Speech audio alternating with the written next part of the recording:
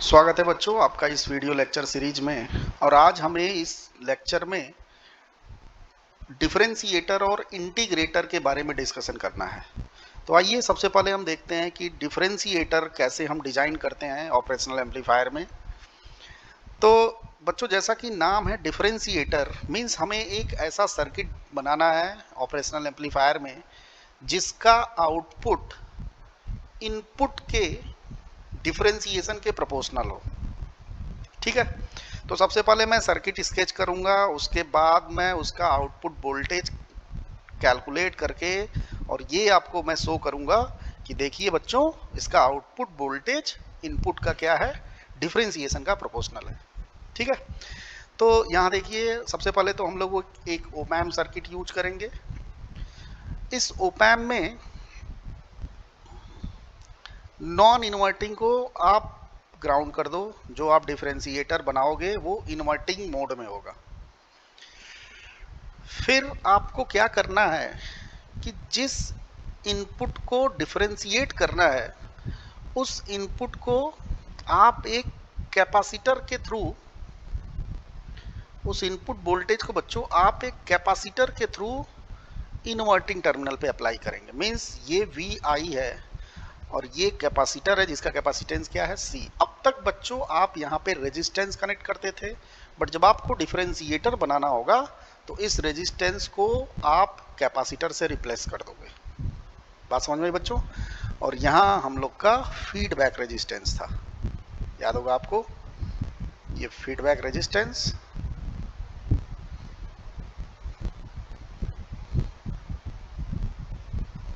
और ये इसका आउटपुट।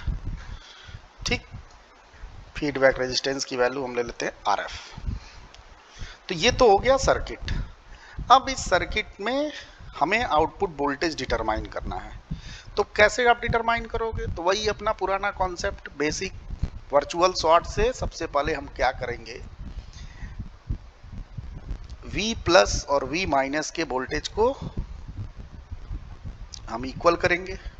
तो आप मुझे बताओ कि यहाँ का वोल्टेज क्या है भाई, 0 वोल्ट, तो यहाँ भी क्या होगा 0 वोल्ट। क्यों ऐसा हुआ? क्योंकि हम जानते हैं वर्चुअल शॉर्ट कॉन्सेप्ट से V plus equal to V minus और इसकी वैल्यू है बच्चों 0 वोल्ट।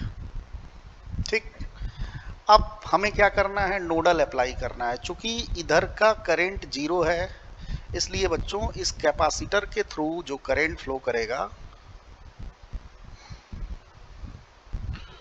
वो इस फीडबैक रेजिस्टेंस के थ्रू जो करंट फ्लो करेगा उसके इक्वल होगा, क्योंकि इनपुट टर्मिनल में करंट की वैल्यू क्या होती है, 0 होती है। तो I1 इक्वल टू IF। अब इस I1 की वैल्यू हम कैसे लिखेंगे? तो उसके लिए मैं थोड़ा सा आपको कैपेसिटर के बेसिक कॉन्सेप्ट पे ले जा रहा हूँ।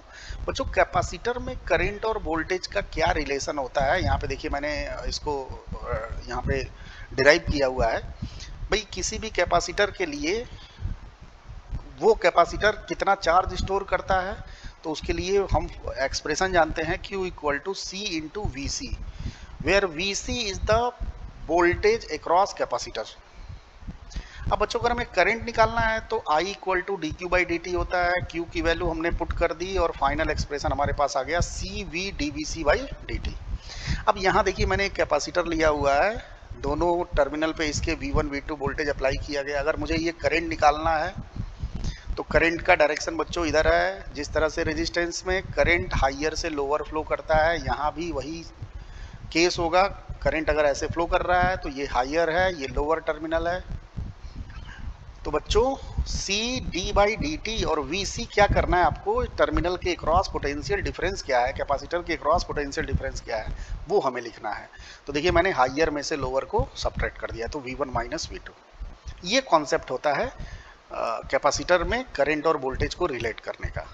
ठीक है बच्चों, तो यहाँ देखिए मैंने I1 इक्वल टू IF लिख दिया है और I1 की वैल्यू बताओ बच्चों क्या होगी, C D by D T और पोटेंशियल डिफरेंस हो जाएगा वी आई माइनस 0, क्योंकि करंट ऐसे फ्लो कर रहा है इसलिए वी आई क्या होगा, हाइयर होगा।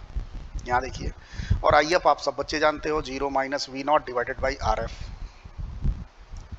यहाँ से मैंने देखिए वी नॉट की वैल्यू कैलकुलेट कर ली, तो वी नॉट आ गया माइनस RF सी, भाई RF का इधर मल्टीप्लाई कर दो, माइनस भी इधर चला जाएगा, D V I by D T. तो यहाँ ध्यान से सब लोग देखो, आउटपुट वोल्टेज जो आया वो इनपुट वोल्टेज के डिफरेंशिएशन के क्या आया, प्रोपोर्शनल आ गया। That's why this circuit is called differentiator. बात समझ में आई बच्चों? तो आई होप आपको डिफरेंशिएटर सर्किट क्या होता है, कैसे डिजाइन करते हैं, उसकी एनालिसिस कैसे करते हैं, ये चीज आपको समझ में आ गई। अब आते हैं बच्चों हम इंटीग्रेटर पे। ठीक, इसका रिवर्स प्रोसेस अगर हमें ऑब्टेन करना हो तो कैसे करेंगे? तो उसके लिए बच्चों जाहिर सी बात है हमें इंटीग्रेटर सर्किट यूज करना पड़ेगा।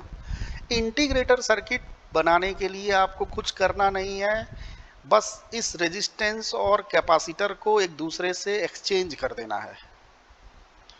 बच्चों यहाँ सीरीज में कैपेसिटर आया है और फीडबैक में रेजिस्टेंस है, तो आप क्या करो, सीरीज में रेजिस्टेंस लगा दो और फीडबैक में कैपेसिटर लगा दो। तो देखो यहाँ देखो मैंने सर्किट बना दिया, यहाँ का रेजिस्टेंस यहाँ उठा के कर दिया और यहाँ का कैपेसिटर यहाँ कनेक्ट कर दिया। तो ये क्या बन गया बच्चों, इंटीग्रेटर।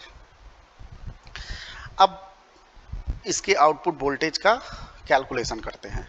तो यहाँ देखो वर्चुअल शॉर्ट से 0, तो यहाँ भी 0 बच्चों। इसका करंट I1, ये current IF, I1 equal to होगा IF, सब बच्चे जानते हैं, इसमें टाइम पास करने की ज़रूरत नहीं है। I1 की वैल्यू क्या होगी बच्चों, VI minus 0 divided by R, और IF की वैल्यू क्या होगी, CD by dt, 0 minus V not, है ना, हाइयर से लोअर, तो 0 माइनस V नॉट। ठीक, अब यहाँ से देखो VI by R minus C dV not by dt। यहाँ से बच्चों V नॉट आप कैसे कैलकुलेट करोगे? तो एक काम करो, सबसे पहले आप dV नॉट निकालो इस एक्सप्रेशन से। तो यहाँ पे देखो मैंने dV नॉट निकाल लिया है। ठीक है, dV नॉट की वैल्यू आ गई minus 1 by RC VI dt। अब मैंने क्या किया है, दोनों साइड इंटीग्रेट कर दिया है। तो जब दोनों साइड हम इंटीग्रेट करेंगे, तो यहाँ पे देखो मैंने दोनों साइड इंटीग्रेशन लगाया है, ये टर्म कांस्टेंट है इसलिए बाहर निकाल दिया है। अब यहाँ आपको लिमिट लगाना है। लिमिट कैसे लगाओगे आप? एक्चुअली लिमिट लगाने के पीछे कॉन्सेप्ट है, मैं अभी आपको बता रहा हूँ। लिमिट हम कैसे लगाएंगे, t इक्वल टू 0, जब समय शून्य है तो कैपेसिटर के क्रॉस जो वोल्टेज है वो क्या है, 0 है।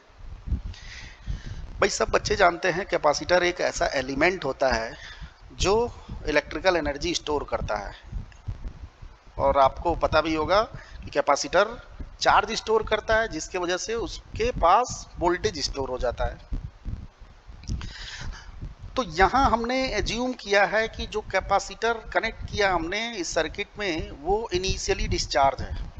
इनिशियली डिस्चार्ज मीन्स उस कैपेसिटर पे इनिशियल में चार्ज की वैल्यू क्या है, 0 है, मीन्स पहले से उस पर कोई चार्ज नहीं है। तो बच्चों अगर चार्ज 0 है तो जाहिर सी बात है उसके पास इनिशियल वोल्टेज क्या होगा, 0 होगा। इसलिए मैं समय शून्य पर वोल्टेज का वैल्यू क्या लिया हूँ, 0। और जब टाइम t हो गया, समय t हो गया, तो उसमें वोल्टेज की वैल्यू V नॉट हमने ले लिया, यही V नॉट आपको निकालना है। अब जब इंटीग्रेट किया बच्चों दोनों साइड, तो यहाँ से क्या हो जाएगा, V नॉट, और इधर हो जाएगा माइनस RC VI dt। तो यहाँ देखो बच्चों V नॉट की वैल्यू क्या आ गई, इनपुट वोल्टेज के इंटीग्रेशन के प्रोपोर्शनल आ गई। इसका मतलब ये क्या है, इंटीग्रेटर है, इसका आउटपुट वोल्टेज इनपुट के इंटीग्रेशन के प्रोपोर्शनल है। बात समझ में आई बच्चों? यहाँ थोड़ा सा मैं और ये इनिशियल चार्ज वाला कॉन्सेप्ट एक्सप्लेन करना चाहूँगा। मान लो बच्चों किसी केस में इनिशियल चार्ज आपको दिया है 10 माइक्रोकूलम। भाई यहाँ डेरिवेशन में तो हमने क्या एज्यूम किया है, 0। लेकिन मान लो किसी सिचुएशन में या कोई ऐसा प्रॉब्लम दे दे जिसमें कैपेसिटर इनिशियली चार्ज्ड हो, तो मान लिया हमने एक न्यूमेरिकल वैल्यू से आपको समझा रहा हूँ कि इनिशियल चार्ज हमने कैपेसिटर पे दिया है 10 माइक्रोकूलम और उस कैपेसिटेंस की वैल्यू 5 माइक्रोफैरड है। तो t इक्वल टू 0 में उसमें कितना वोल्टेज स्टोर होगा, t इक्वल टू 0 पे उस पर कितना वोल्टेज अपीयर होगा? तो सब बच्चे जानते हैं q इक्वल टू CV, तो v equal to q by C. यहाँ V नॉट की वैल्यू Q और C की वैल्यू पुट करके कैलकुलेट कर लिया हमने, तो यहाँ पे क्या हो गया बच्चों, 2 वोल्ट हो गया। अब जब उस सिचुएशन में जब आप इंटीग्रेट करोगे और लिमिट पुट करोगे तो समय शून्य पर वहाँ वोल्टेज आपको 0 नहीं रखना है, वहाँ क्या रखना है बच्चों, 2 वोल्ट रखना है। समझ में आया कि नहीं? तो इस चीज़ का आप ध्यान दीजिएगा। चूँकि मुझे आपको आसानी से समझाना था, इसलिए मैंने कैपेसिटर को इनिशियली डिस्चार्ज लिया हुआ है ना? बट ऐसा नहीं है कि हर सिचुएशन में इनिशियली डिस्चार्ज हो। ठीक है बच्चों? तो अगर ऐसा सिचुएशन आए जिसमें पहले से चार्ज हो, तो क्या करना है ये आप समझ गए। अब एक जनरली स्टूडेंट्स को एक मुश्किल का सामना करना पड़ता है एग्ज़ाम में। एग्ज़ाम में प्रेशर होता है और हम भूल जाते हैं कि डिफरेंशिएटर में कैपेसिटर को कहाँ कनेक्ट करना है और इंटीग्रेटर में कहाँ कैपेसिटर को कनेक्ट करना है। तो बच्चों उसके लिए मैं आपको एक कोड बता दे रहा हूँ, फिश, FIC, ये याद कर लो आप कभी नहीं बोलोगे, FIC, फिश। ठीक है, ये मछली वाला फिश नहीं है, ये कुछ और है। तो FIC क्या है? FIC means F means feedback, I means integrator, C means capacitor. Means feedback integrator में क्या होगा बच्चों? कैपेसिटर होगा। तो आपको अगर फिश याद है तो आप कंफ्यूज नहीं होगे।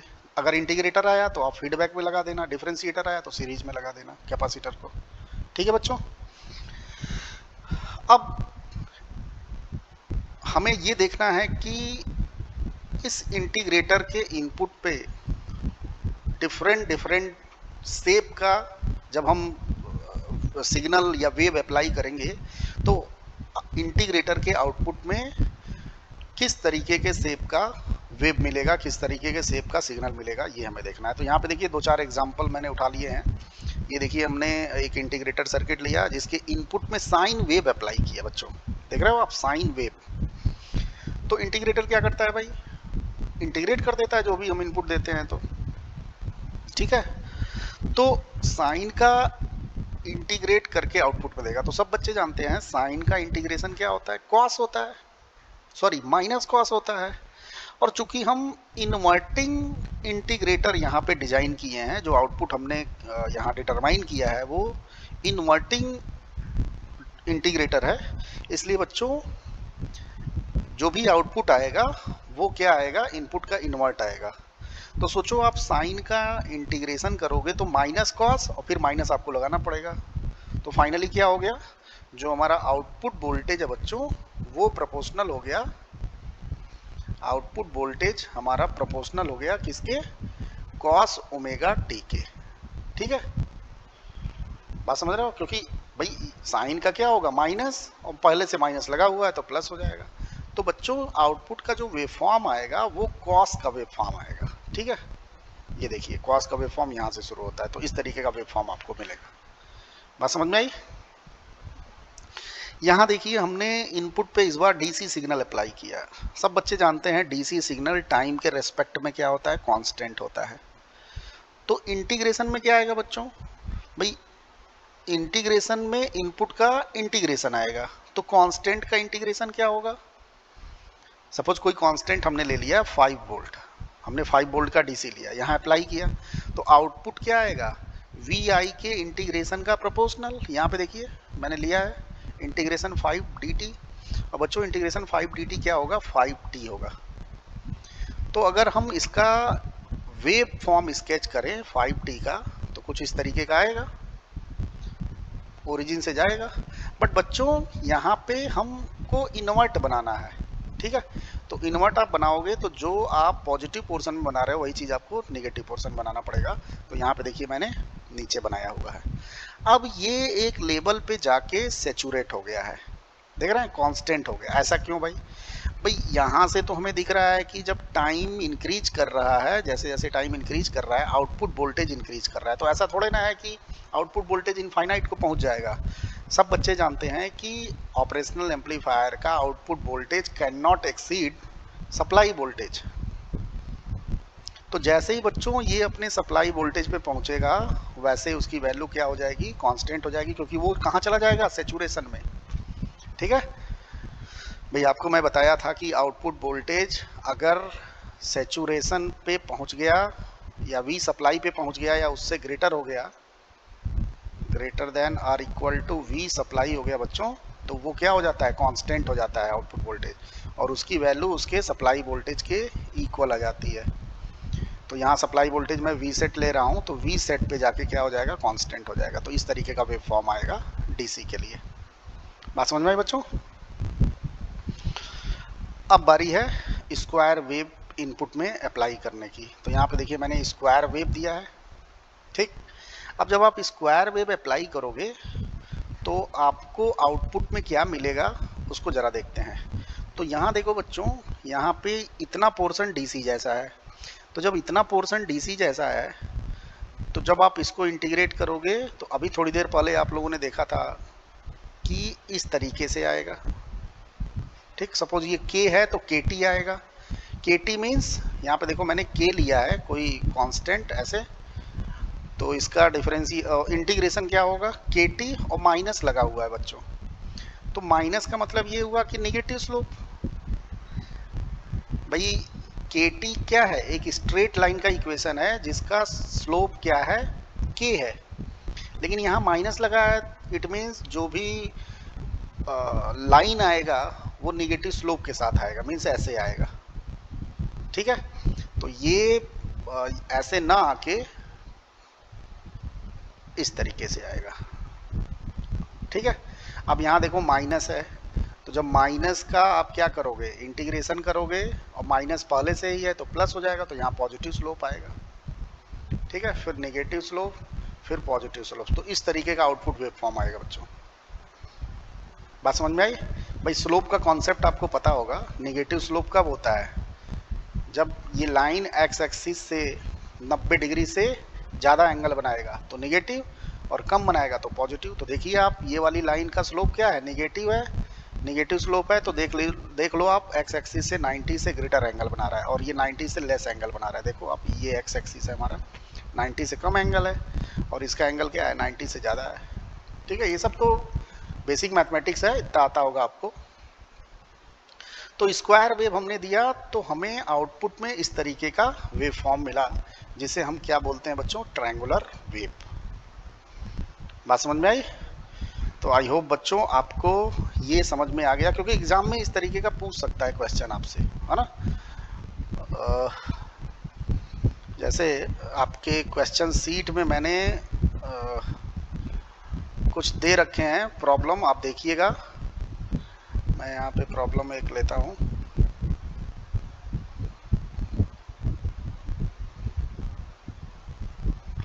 यहाँ देखो आप, इस प्रॉब्लम को अगर सॉल्व करना है, मैं थोड़ा छोटा कर लेता हूँ। बोल रहा है कि इसका आउटपुट वेव फॉर्म क्या आएगा। तो बच्चों ये क्या है आप बताओ, आप इस सर्किट को ध्यान से देखो। ये सर्किट क्या है, फीडबैक में कैपेसिटर लगा है, तो क्या है ये सर्किट, इंटीग्रेटर है। बात समझ में आई? तो इंटीग्रेटर में आप जब इनपुट अप्लाई करोगे तो आउटपुट में इंटीग्रेशन आएगा। तो जब आउटपुट में इंटीग्रेशन आएगा तो एक मिनट, कहाँ गया ये,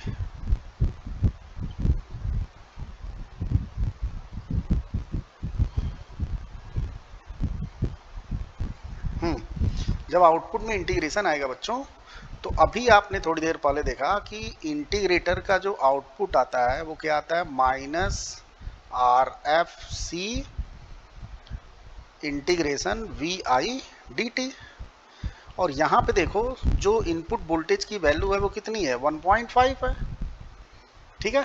और ये डीसी है। तो थोड़ी देर पहले आप लोगों ने देखा था कि डीसी का जो आउटपुट वेवफॉर्म है फॉर इंटीग्रेटर इस तरीके से आएगा, ठीक है। और आप इसका स्लोप कैसे कैलकुलेट करोगे, तो यहाँ पे आप वैल्यू देख लेना। चलो मैं करके दिखाई देता हूँ। यहाँ वी आउटपुट की वैल्यू ये है, अब इसमें रखते हैं सारी वैल्यूज को। ये माइनस है पहले से। आर एफ की वैल्यू देख लो यहाँ पे 200 किलो ओम, 200 के। सी की वैल्यू देखो 0.1 माइक्रोफैरेड, ठीक है। इंटीग्रेशन वी आई की वैल्यू क्या है, 1.5 डी टी, ठीक। अब इसको आप कैलकुलेट करो। तो ये देखो 200 के मीन्स 2 इंटू 10⁵ और 0.1 माइक्रोफैरेड मीन्स 10⁻⁻5। तो 10⁵ 10⁻⁻5 कैंसिल आउट हो जाएगा, यानी बाहर वाले की वैल्यू हो जाएगी 1 और 1.5 बच्चों बाहर से इधर इंटीग्रेशन में से कॉमन होगा और ये हो जाएगा इंटीग्रेशन dt का t हो जाएगा। ये आ जाएगा -1.5t। मीन्स जो बच्चों स्लोप आएगा इस स्ट्रेट लाइन का वो -1.5 आएगा। तो यहाँ पे स्लोप की वैल्यू क्या हो जाएगी, चूंकि नीचे हमने बनाया तो ऑलरेडी अंडरस्टूड है, वो माइनस होगा 1.5। ठीक है बच्चों, ये इस क्वेश्चन के लिए आउटपुट वोल्टेज की वैल्यू, आउटपुट वोल्टेज का wave form with respect to time.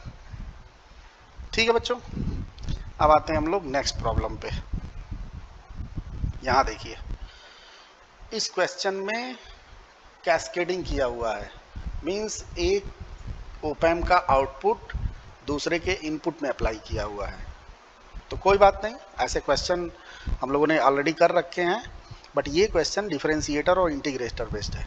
यहाँ पे देखिए, एक आर सी का वैल्यू आपको 1 लेना है, ठीक है, आर इंटू सी का वैल्यू आपको 1 लेना है, इनपुट वोल्टेज गिवन है। तो सबसे पहले तो हमें इसका आउटपुट लिखना पड़ेगा, उसके लिए हमें देखना पड़ेगा कि ये क्या है। तो सब बच्चे जानते हैं सीरीज में कैपेसिटर है तो डिफरेंशिएटर होगा। तो सबसे पहले हम इसका आउटपुट निकालते हैं। तो V01 की वैल्यू कैसे निकालोगे, तो आपको डिफरेंशिएटर का आउटपुट लिखना होगा। तो थोड़ी देर पहले मैंने आपको बताया था डिफरेंशिएटर का आउटपुट क्या आता है, -RF इंटू सी dVi/dt। Vi का वैल्यू मैंने इसमें पुट कर दिया, डिफरेंशिएशन किया, हमारे पास V01 की वैल्यू ये आ गई। ठीक, अब बच्चों V01 इसका इनपुट है और ये है इंटीग्रेटर। तो इंटीग्रेटर का आउटपुट वोल्टेज क्या होता है, -1/RFC इंटीग्रेशन VI/dt। और VI बच्चों यहाँ पे क्या है, V01 है, रख दिया मैंने V01, और फिर इसको मैंने इंटीग्रेट कर दिया। तो इसको यहाँ से यहाँ इंटीग्रेशन वगैरह किया और फाइनली हमें Vm cos omega t answer में आ गया। ठीक है बच्चों, तो कुछ है नहीं इसमें, बस देखने में थोड़ा खतरनाक टाइप का है बहुत आसान। अब एक आखिरी क्वेश्चन करते हैं हम लोग। यहाँ देखो, यहाँ पे आपको एक सर्किट गिवन है, आउटपुट वोल्टेज कैलकुलेट करने के लिए पूछ रहा है। अब यहाँ मैक्सिमम स्टूडेंट्स कंफ्यूज हो जाएंगे कि सर ये इंटीग्रेटर है कि डिफरेंशिएटर है, क्योंकि कैपेसिटर वाला सर कुछ ना कुछ होता है, इंटीग्रेटर या डिफरेंशिएटर होता है। बट यहाँ देखो बच्चों, सीरीज में अगर देखते हो तो कैपेसिटर है और फीडबैक में भी कैपेसिटर लगा है। अब यहाँ कंफ्यूज हो गए कि अरे ये तो डिफरेंशिएटर होगा कि इंटीग्रेटर होगा। तो एक काम करते हैं, जब भी कंफ्यूज हो हमेशा बेसिक कॉन्सेप्ट पे जाइए। बेसिक कॉन्सेप्ट क्या बोलता है, ओपैम्प के सर्किट एनालिसिस का जो बेसिक कॉन्सेप्ट है सब बच्चे जानते हैं, वर्चुअल शॉर्ट, नोडल। तो हमने क्या किया, वर्चुअल शॉर्ट से इन वोल्टेज को इक्वल कर दिया, सारे पॉइंट्स के वोल्टेज लिख दिए और नोडल मेथड अप्लाई कर दिया। उसके लिए हमें यहाँ पे करंट एज्यूम करना पड़ा I1, यहाँ पे I2 और यहाँ पे हमने ले लिया IF। और सब बच्चे जानते हैं I1 + I2 = IF। अब ये जो I1, I2, IF है बच्चों, ये कैपेसिटर का करंट है और आपको लिखने आता है कैपेसिटर का करंट वोल्टेज के टर्म में। यहाँ पे देखिए मैंने I1 लिख दिया, I2 लिख दिया और IF लिख दिया। ठीक है भाई, यहाँ तो आपको कोई कंफ्यूजन नहीं है। अब हमने क्या किया, C को उड़ा दिया सब में से और इंटीग्रेट बोथ साइड, यहाँ दोनों साइड में हमने क्या किया, इंटीग्रेशन कर दिया। तो ये V1 हो जाएगा, ये V2 हो जाएगा, ये -V0 हो जाएगा। तो V0 की वैल्यू क्या आ जाएगी बच्चों, V1 + V2। ठीक है, तो अब आपने देखा कि यार ये तो डिफरेंशिएटर भी नहीं, इंटीग्रेटर भी नहीं है, ये तो कुछ एडर टाइप का सर्किट आ रहा है, जैसा एडर का आउटपुट वोल्टेज आ रहा था वैसा आ रहा है। तो बच्चों ऑपरेशनल एम्पलीफायर के सारे लेक्चर्स पढ़ने के बाद आप ये तो कंक्लूड कर ही लिए होंगे, ये ऑब्जर्व तो कर ही लिए होंगे कि ऑपरेशनल एम्पलीफायर वेरियस टाइप के मैथमेटिकल ऑपरेशन को परफॉर्म करता है। हमने ऑपरेशनल एम्पलीफायर से 2 सिग्नल को ऐड करने वाला भी सर्किट बनाया, एडर, तो वो भी क्या है, मैथमेटिकल ऑपरेशन है। सबट्रैक्टर भी बनाया। आज के लेक्चर में हमने इंटीग्रेट करके भी दिखाया, इंटीग्रेटर बनाया, डिफरेंशिएटर बनाया। तो इन सब सर्किट से आप क्या ऑब्जर्व करते हो कि ऑपरेशनल एम्पलीफायर वेरियस टाइप का मैथमेटिकल ऑपरेशन परफॉर्म करता है, इसीलिए बच्चों इसको ऑपरेशनल एम्पलीफायर बोलते हैं। बात समझ में आया कि नहीं? तो यहाँ operational amplifier circuit based topic और जो भी उससे रिलेटेड प्रॉब्लम्स थे, क्वेश्चंस थे, कंप्लीट होते हैं। और इसके बाद आइडियल ऑपरेशनल एम्पलीफायर का जब मैंने वो टॉपिक पढ़ाया था तो कुछ प्रॉपर्टी छूट गई थी जिसको एक्सप्लेन करना अभी बाकी है, जैसे CMRR, slew rate, input offset voltage, है ना। तो ये सब क्या होते हैं, इसके बाद मैं 2 लेक्चर और लूँगा और उसमें ये पूरा कंप्लीट तरीके से ऑपरेशनल एम्पलीफायर कवर हो जाएगा। बात समझ में आई बच्चों? तो इस आप यूनिट को ऑपरेशनल एम्पलीफायर वाले कायदे से पढ़िएगा। इसके सारे क्वेश्चंस को जो मैंने लगाया उतना सफिशियंट है। आपके यूनिवर्सिटी पेपर में उससे बाहर तो क्वेश्चन आ ही नहीं सकता है, क्योंकि हर वैरायटी मैंने करवा दिया। ठीक है, बात समझ में आई? और आपने देखा कि कोई अलग अलग कॉन्सेप्ट नहीं लग रहा है इसमें, यूनिफॉर्म कॉन्सेप्ट है, हर क्वेश्चन में एक ही कॉन्सेप्ट है। इसलिए बच्चों ये टॉपिक स्कोरिंग टॉपिक होता है, आप इस यूनिट से स्कोर कर सकते हो मार्क्स में अपने। ठीक है, तो आई होप बच्चों आप इसको अच्छे से पढ़ोगे और प्रैक्टिस करोगे। तो आज के लिए बच्चों बस इतना ही। बहुत बहुत धन्यवाद आपका। जय हिंद, जय भारत।